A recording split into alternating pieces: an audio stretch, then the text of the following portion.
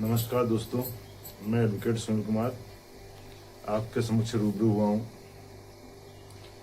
और एक वाकया याद आया है तो सोचा कि आपके सामने साझा कर दूं।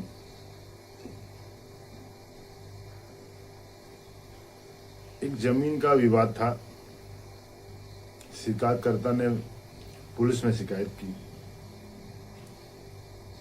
पुलिस ने रिपोर्ट लगाया कि ये राजस्व संबंधित मामला है, इसमें कोई कार्रवाई नहीं की जा सकती है।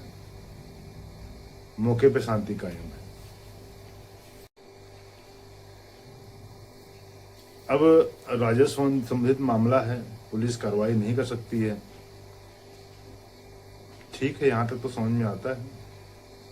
मौके पे शांति भी कायम है। चलिए, ये भी बात समझ में आती है। अब जमीन का विवाद क्या है?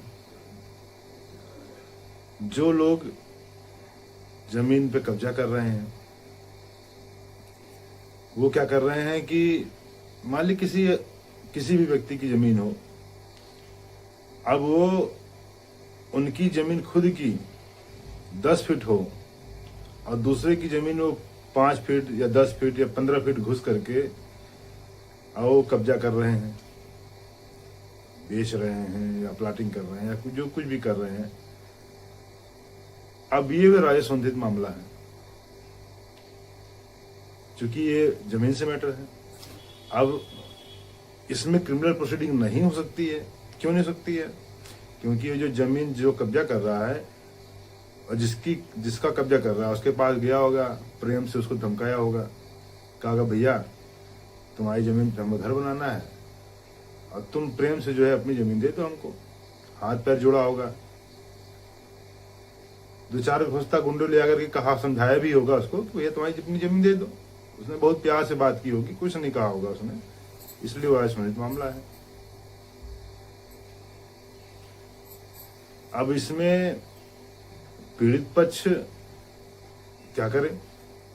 क्योंकि पुलिस ने तो अपने हाथ खड़े कर दिए। अब वो कहाँ जाए?